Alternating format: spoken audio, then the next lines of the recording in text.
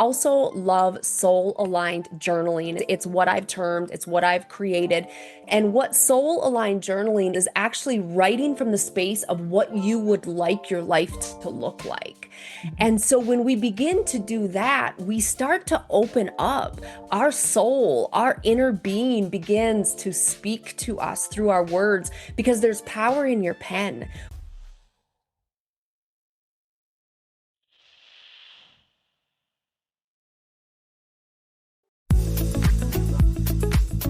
Hi, I'm Glennis Woods Mullins, and I love to help women to vibe, to be more vibrant, intuitive, beautiful, and empowered in midlife. So come on, let's vibe.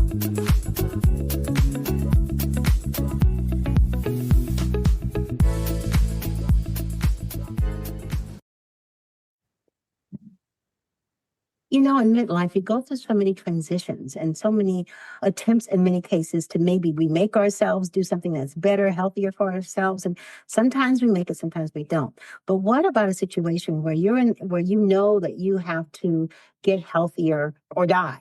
And you realize that if you don't lose the weight, if you don't take better care of yourself, your future's not bright. I have to say that Tara Wiskow is definitely an inspiration. It should be to all of us because she has lost 220 pounds. And if you were to see her, you would first of all think about how gorgeous she is. You can't even imagine that she could have been that heavy. But at one time she was. So we're going to be talking with her today. She is an intuitive healer as well as a life reinvention expert who helps women break free of their self-abandonment, self-sabotage, and the cycle of people pleasing.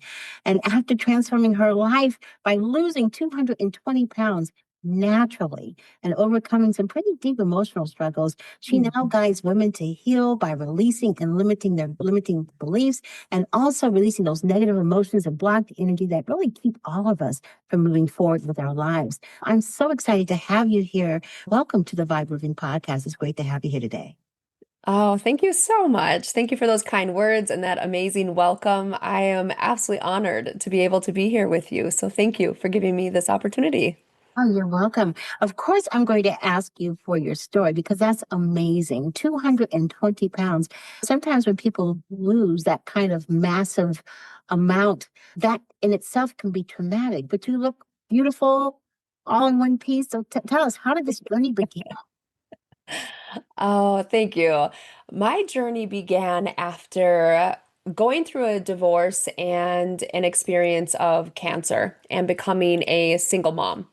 After that journey, I remember looking at myself and thinking, wow, you've been given another chance at life. You have been given permission to stay on this earth and you are living in a body that you're miserable living in. You're not showing up as the woman that you always thought you could be, primarily as a mom. I was a mom of three boys and I had sisters. I had five younger sisters. And so to be a mom of three boys and not be active and not showing up in the way that I really always thought that I would caused me to have a lot of trauma within, a lot of disappointment, shame, and guilt. And so that's where the journey really started of knowing that something had to change within my body. I needed to begin the journey of losing weight.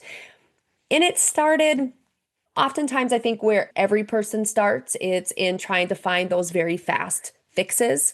It took me quite a few years to gain to the point of being 338 pounds. Yet at the same time, I felt like it should take me 10 days to snap my fingers and make the decision that, oh, I want to lose over 200 pounds. And I should just wake up the next day feeling like I'd absolutely done it. And so my choices were really unhealthy choices. Doctor prescribed, internet suggested, friend recommended. I put a lot of drugs essentially into my body because they always had the most beautiful promise tied to them. They were guaranteed to work. They were going to help me lose the weight no matter what. There was no chance of not being successful. And there was a lot of unsuccess to it because even though they helped me in a lot of way with the eating, where they didn't help me was in how I felt about myself on the inside. And so my own persona of myself, my limiting beliefs, my negativity towards myself always caused me to be very short-sighted or very limited in how long I took to allow any medication that I took to have the results that they could have given me if I would have really taken an approach that would have supported the drug that I was taking. And so what eventually happened is I turned to bulimia. I started to struggle with eating disorders. And after a year and a half of struggling with bulimia, particularly, I realized I hadn't lost a lot of weight. I was Mm. losing clumps of hair. I was a zombie. I was worse in the category of a mom than I was before the journey started of my weight loss. And that's when I started to really struggle heavily in the mental health space. And I began to have suicidal ideations, and eventually I attempted suicide multiple times. So that's my journey, my weight loss journey. It's a heavy one, and it turned out to be a beautiful blessing because of my middle son saving me my final suicidal attempt and making me really realize I had a choice. I could choose how I Wow, wanted to live my life. your middle son, how old was he at the time? He was 5. He was 5 years old. He was a baby. Oh, wow, and he actually saved you? He came into the room and witnessed what was going to happen, and he asked me a question. He said, "Are you going to die, Mama?" Oh, And in wow. that moment, I thought I'd locked the door, and I hadn't. Everything happens as it's meant to. Still to this day, I know I locked that door. I Mhm, remember mhm, locking that door. And somehow that door became unlocked from mhm, the inside and allowed the door to be opened and for my son to walk through and ask me that question. And when he asked me that question, it stopped me in my tracks. I thought, wait, I have a choice? I can decide if I'm going to live. I had never thought like mhm, I could choose this because I believe that I was created to be this woman that was overweight, that in my mind was ugly, was unsuccessful, was unworthy, was unattractive, unwanted. And I just thought that's who I had to be. And all these other women were these women of success and beauty, and they were smart and they were great at everything that they did. Everything they touched turned to gold. And I couldn't figure out why I couldn't be them. And I mm. just chalked it up to I just didn't get to be. And so him asking me that question really made me connect the dots of, whoa, I can choose. I don't have to be this person if I don't want to. His 5-year-old innocence and that question pulled me out of this way of being that I had been for so many years. Out of the mouths of babes, as they say. Oh my gosh, yes. Definitely. And that's a lot of trauma that you went through initially while you were, on your journey and getting to where I guess that was your pivotal moment. But now that you've gone to, you're past the pivotal moment, you're on the process. How did you begin to process through the trauma? How did you begin to overcome the trauma? Yeah. One thing that helped me the most was I very clearly heard in that moment as I was starting to come out of in that room, actually, in that moment of my middle son asking me that question was, you have got to learn to love yourself as much as you love your boys. That's your only way out of this. And Mm, I had known that I'd never tried anything about love. I never even saw myself as loving myself. I would mm, say I love you to my boys and to people I loved, but I never thought about internalizing that love for myself. And so that day forward, I began to use positive affirmations. I began mirror work before I even learned of Louise Hayes. And then, of course, her work absolutely tripled the progress that I was making in my success of actually learning how to love and embrace and accept myself. And so learning to love myself where I was at was honestly the very beginning step of bringing me home to myself, learning to look at myself in the mirror and feeling gratitude for the woman that I was and grateful that I got to be who I was, the key component to beginning to take me up and out of that traumatic experience. So many women in midlife have been through maybe not quite the same kind of circumstances, but circumstances that were traumatic to them and Mm, kept moving forward, kept doing things. And somewhere along the way, their own self care really began to slip, which is actually when your self care begins to slip, it's really a form of self sabotage because if you're not taking good care of yourself, who's going to really do that? Because only you know what you really need. So, talk to us a little bit about that the idea of self sabotage and why that seems to be the root of so many women's struggles. yeah. Self-sabotage is such a tricky thing. You don't realize you're doing it because we as women believe that when we have ourselves on the top of the list, we're being selfish or we're being conceited or not really taking into consideration the importance of everybody else in our life. And so we very easily put our name at the bottom of the list of priorities in our life. And even that is self-sabotage when we're thinking that we don't deserve to be anywhere but at the bottom. Because the truth is that when your name's at the bottom, that's the very first one that will get neglected. You Right. will never have time for yourself if you put your name at the bottom. And we do that intentionally because we, first of all, we don't want to make it look like we think we deserve things because we don't want to make it appear that we think that we're better than others because then that would make us selfish. That would make us in this state of believing that we're better than others. And as women, we are taught that we do not ever do that. It's everybody before us. Mhm. And so sabotage, it's very important. Oftentimes we women say, I don't self-sabotage myself. I just go about the day in my life making sure that everybody in my life is happy. And while that is true, there is sabotage in that because you're saying to yourself, everybody else is more important than I am. And Mhm. without being aware of you doing it, you're saying to yourself that you don't matter, that Right. it's okay for you to neglect your needs. And that in itself is sabotaging your self-care, your happiness, your health, your joy, your peace. Yeah, that's very true. And I was thinking as you were talking about that, one of our responsibilities, especially if you are a woman that happens to be a parent, is modeling. And I have four daughters. I raised four daughters. They're all in their 30s now and all doing great. But one of the things, I don't know if I did, I probably did this unwittingly. I don't know if I was really thinking about it, but I look at what's going on in their lives now, and it's almost like looking in a mirror in some ways, because when I was raising them, and I wasn't a single mom, I was married, but when I was raising them, I traveled a lot. I was climbing the corporate ladder and all that. When they were playing, instead of playing mommy, they used to play work when they were little girls because that's what they saw me doing. And I think sometimes we forget that our children are looking at us. Whether they realize they're really looking at us or not, they are emulating, they're taking cues from us and everywhere else. And because we're so outer directed initially when it comes to taking care of ourselves, I always tell women if that's difficult for you to think of taking care of yourself as a selfish reason, go ahead and be outer directed and say you're doing it for your family. Because Yeah. you don't start taking care of you, then the whole thing becomes upset. Things will not go well in your home if you're not there. And Yeah. I think that's the first step, maybe, if you can't focus on yourself, is to think about the fact of how it's going to impact others that you love. And you had a very, very traumatic thing to happen in the loss of your sister to Yeah. cancer. And you say that that was very impactful for you.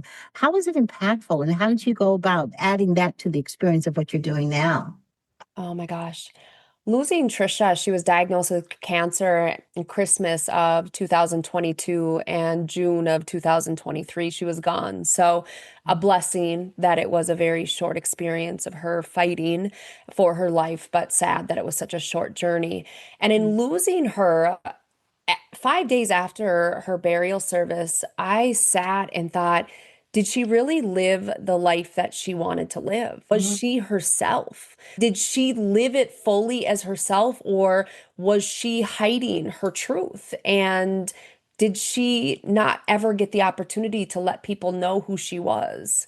And so it was me really being brought into understanding from her. She was bringing me this very profound message that, Tara, you have lived behind a mask since you were 8 years old.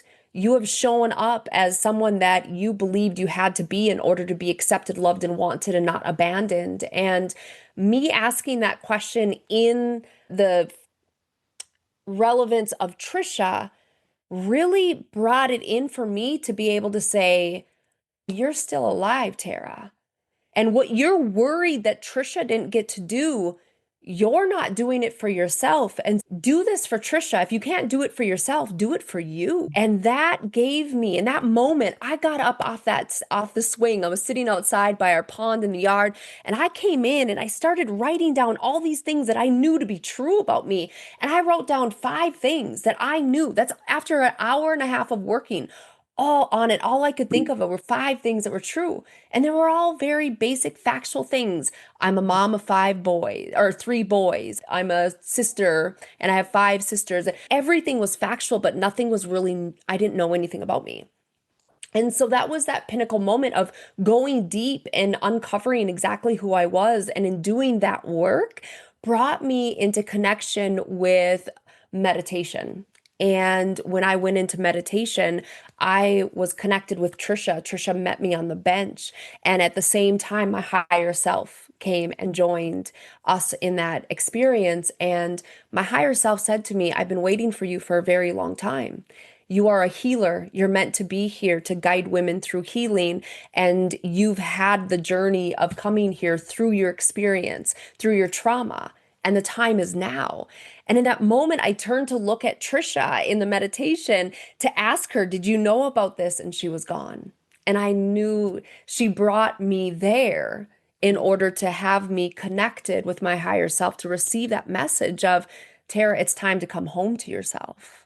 Wow. Is that when things began to shift for you in terms of your identity and who you are and the things that you want to do? Yeah, I'd lost 220 pounds. I had altered my whole outer body. My inner world was still constant chaos of Yeah, hiding. yeah. Yeah. I've heard that before, that women who lose a lot of weight like that, they, on the outside, they're one way, but on the inside, that person who had all that weight is still there. They still have another journey from a spiritual perspective, an emotional wellness perspective to begin to Yeah. overcome. So when women do make that identity shift, in fact, I wanted to ask you, why is it so difficult for us to make that shift or to move past situations where we're feeling stuck or disconnected? What I have found personally, it's every individual is very individual in their experience. Most commonly, it's because we're so inundated with limiting beliefs, negative emotions, negative energy that actually has pulled us out of our authentic connection with ourselves. We are so disconnected that we really don't even know what our identity is meant to be. And that comes from the years of being a caregiver and showing up for instance, you and your daughter A had, you needed to be this for her, and so on and so forth for all of your daughters, as well as your partner and in your career path. And Mhm. so, most often, the most difficult reason, inability to be able to become unstuck and fully step into our authentic identity is we really don't even know who we are. That's We've true. we've been somebody for everybody else, and along the way, we forgot who we came here to be. You know, it's interesting because, first of all, I believe that it's never too late, but midlife in particular is such an excellent opportunity to go ahead and peel back the layers and start getting to know you. Yeah. Sometimes it's easier to do because maybe there aren't as many people pulling at you. Your children maybe are away at college, or they're getting older, or they're like me, they're off living their own lives and all that. But something about transition and transformation during midlife helps facilitate that self discovery. But sometimes you just need to have that initial motivation to get it done. So if you were to, when you're talking with your clients and helping them find their way, what kinds of things do you do for them to help be that trigger to get them on that journey? Yeah, absolutely. So we do things like releasing limiting beliefs and negative emotions with NLP, neuro linguistic programming. That's one of the biggest things to help them to go into the transition because we're releasing these beliefs that are actually holding them back. Things Mhm. like, I'm not good enough, I'm not worthy of success, any limiting belief that comes in the way that blocks you. And so that's one of the biggest things. I also love soul aligned journaling. It's what I've termed, it's what I've created. And what soul aligned journaling is actually writing from the space of what you would like your life to look like. Mhm. And so when we begin to do that, we start to open up. Our soul, our inner being begins to speak to us through our words because there's power in your pen. When you're writing, your true thoughts are emerging. Nobody else is present. Nobody else is directing you what to write. You're on your own. And that is one of the most powerful pieces of work that my women begin to do is that journaling. They really start to uncover what their joy is, what their desires are. They start to dream big. They begin to look at themselves in an entirely different way. And then we accompany power statements, and that is actually standing in the mirror and speaking powerful statements such as, I am a healthy, wealthy, worthy, confident woman. Things in that nature, which build us up, get us standing up taller and our sternum back and our chin up, and speaking in a way to ourselves that empowers us rather than shrinks us. That's very interesting because I know that I guess your official title is you're an intuitive energy healer. Yes, That's right. yes. And I know what energy healing is. I'm just stumbling because I'm looking up the words here. That's okay. And when it comes to that, how does that kind of background, that skill set, help you guide people, help people to understand, first of all, what an intuitive energy healer is, and also what NLP is? Because some folks that might be listening to this, they may not know what NLP is and how that can help facilitate such magnificent change. Yeah. So NLP is accompanied with MER, which is mental emotional release. And so it's timeline therapy essentially. What we're doing is we're getting to the root cause. When is it that you decided that this belief was true for you? So often we think it was when we were 13 or we were 18 or 24. And in fact, it is always before that. So it's Hmm. either going to come in from a past life or passed down generationally. If you believe in that, if you don't, your subconscious mind will never entertain it. It also could come in during your birth. It could come in, you could decide it to be true for you while you're in the womb or in your imprinting phase of 0 to 7 years old, never after that. That's when we want to get to that root cause of understanding, oh, I decided that this belief was true for me. And as you go through the years, what happens is you create this file folder and now has a tab that says, I'm not good enough. That's the belief. And as years go on, all the proof that says I'm not good enough, all your experiences build this huge file to have all the proof that I'm not good enough. What we have to do using the timeline to go down into that exact event when it happened, that precise moment that you decided, your subconscious mind guides you into it. You'll connect with the emotion. Our subconscious mind is very symbolic as well. So you might see yourself. I've had clients that have come out of that experience and said, I was riding a bike and I fell over. And they could see themselves at that young age and they could feel that emotion. So we go into that event to connect to the emotion. We come up above your timeline. We travel far in the past, well before anything like that ever happened. And then we release it all the way back to now. That's what the NLP, the neuro linguistic programming and mental emotional release is. We actually take that file folder and we Mhm. rip it and it no longer exists. So that belief does Wow. not reside within you. It is so powerful in helping to release us of the binds and the holds and that stuckness. When it comes to the intuitive energy healing, it helps in so many ways. I get so excited. So, one of the ways is actually going in and I can intuitively see, feel, and know where you have energy that is blocking you, whether Mm. it's your own stagnant energy, imprints, foreign energy, or discarnate energy. I can tell where it is in your body. And I am a healer. So I don't heal you. I am using the guidance of God, the universe, the higher power that is helping me to actually release it and purge it out of your body. You also are huge in helping me because you have to allow that. You have to open yourself up and you have to let it be purged out of your body. Mhm. And so I purge it into me, and then I am releasing it so that it can be alchemized into love, peace, and joy. And that, as a collective, benefits the world because we're all one. And so when you release and heal, and we alchemize the negativity into love, peace, joy, anything of a positive, high frequency energy, it benefits the world as a whole. And I also save a bit of it to put into you because we've now released, you have this big gaping spot of where something negative was. I want to fill that with love. I want to Mhm. fill that with joy and peace so that nothing of negativity can actually take up Back in. residency, right? Yes, it's interesting because when you do clear things like that, you want to put something back in that's positive and Yeah. that edifies the person that just lost because we get used to that kind of baggage. It's a Yeah. comfortable, warm place to be. And when you do release it, there is this kind of feeling of now what?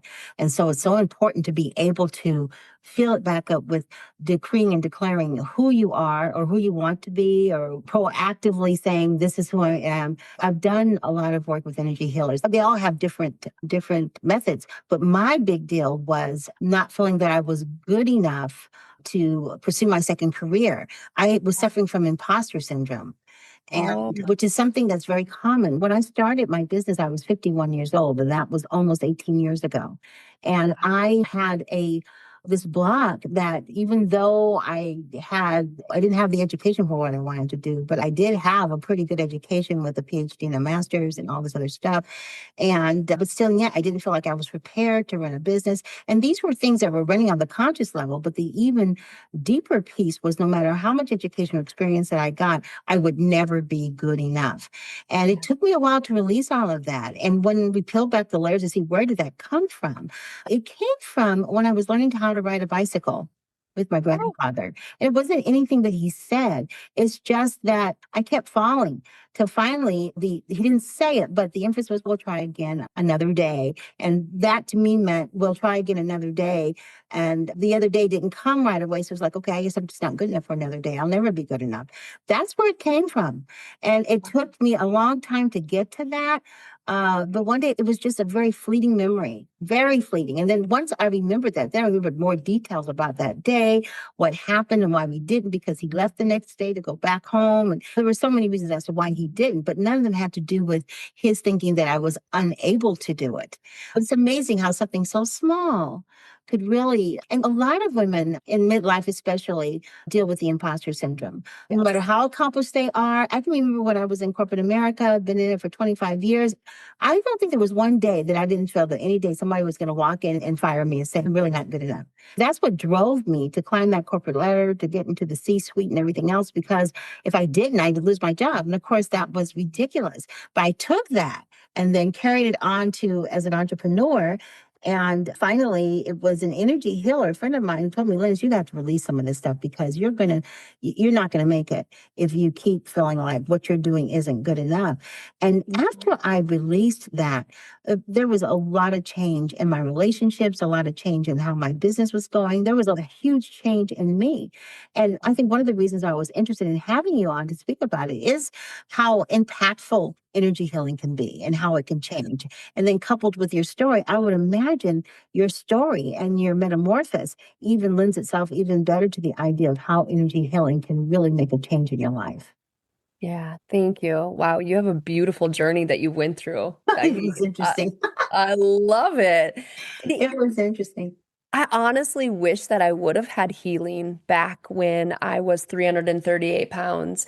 I don't Mm. feel like I would have struggled as deeply as I did through the journey. I don't feel like I would have had such pivotal ups and downs that were so traumatic. And so, if I would have had that healing, the intuitive energy healing, if I would have had NLP in that time, I really do believe that my journey would have been so much shorter and less difficult for me. Now, of course, when I say that, I also know that my journey had to be what it was. It had to be in Mhm. order for me to become who I am today.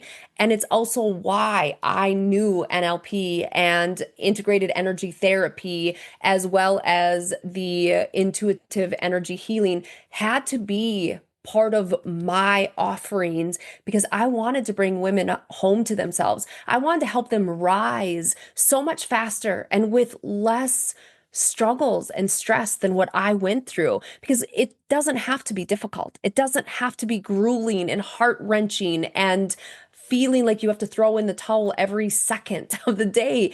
It really can be so empowering and beautiful of coming home to ourselves. And that's what I've been blessed to be able to bring into the I was going world to for say women. that your testimony really shares the possibility of full circle moments. You really did come full circle.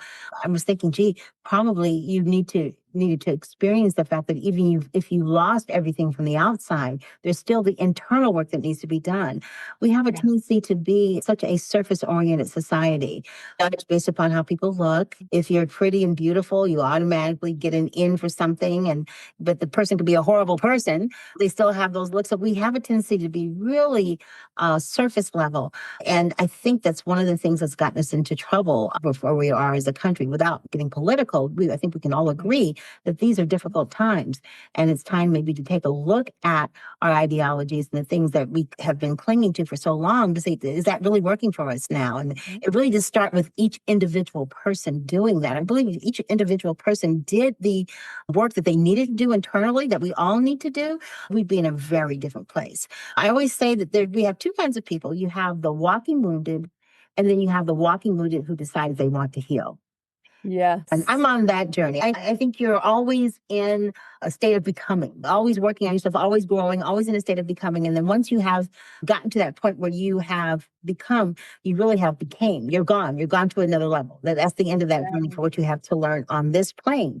And I think it's such a healthy way of being, especially in midlife, because you're already going through transition, to take that opportunity to peel back the layers and begin to start healing and finding out who are you really, who do you want to be, and how can you get there.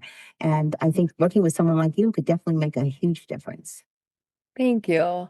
Beautifully said. I really do agree with you on everything that you said of each of us really looking at ourselves and going in. And I love that you say we're always becoming. And in fact, it's ironic. I have written here, becoming her is what Wow! I have written. So I right away you said that. No Now, such thing as coincidence, though, right? I mean, there's no. definitely there was some place during the course of our talking that there was a shift. I don't know what it was. There was a shift. Yeah. And I don't know what it was you said or what it was. And I said, okay, there's some synergy here in terms of something, but I didn't know what it was. There it was, becoming, because we're in a constant state of becoming. Yes. Yeah, a becoming is never quite, you never really quite achieve becoming, just like you never really quite achieve tomorrow, because once you get to tomorrow, it's today. So Yes. becoming, once you get to becoming, you've became. And then, Yeah. as I like to think, you're on a different level, whether that plane is here on a higher level or there somewhere else on a higher level. But you definitely moved and made that shift. So I'm so glad you came here on the podcast today. And thank you so much for making the shift. And everybody, definitely take a look at all of her information. Tara's information is here on the show page. You can go to her website. And I believe you have a free download as well. Is that not true? Yes. Tell Yes. us about that. What is that? So, the free download is a four-part video series where it's stepping into your confidence by making four significant energetic shifts. And in each of the videos, I guide you through it. There's meditations in there, there's a workbook that's tied to it that you get for download. So, it's a really powerful experience. It's about 4 hours in length when you go through each video, is about an hour long. So, it's a bit of a commitment. However, it's a commitment that's absolutely worth it. And the women that have committed to it, went through it, have had impressive experiences of becoming and really being able to say, wow, I shifted a lot through those 4 sessions of listening to you and doing the work and dropping into the meditation. So I absolutely encourage anybody to take a look at it and experience it for themselves. Oh, that's fantastic. I'll be looking forward to doing it. I encourage all of you to do it as well. Thank you, Tara, for being on the Vibe Living podcast. It's been wonderful having you here today. Thank you as well for having me, Linus. It's been amazing. Oh, you're welcome. And thank you to all of you for listening. I know you have so many different podcasts that you could be listening to.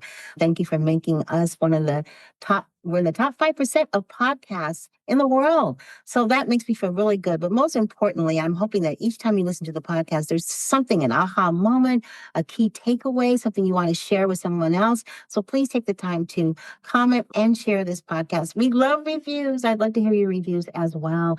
I love the idea that every time you come, you find out more about how to vibe, how to be more vibrant, intuitive, beautiful, and empowered in midlife. Thanks so much for listening. Have a fantastic day. And don't forget to vibe. Bye-bye, everybody.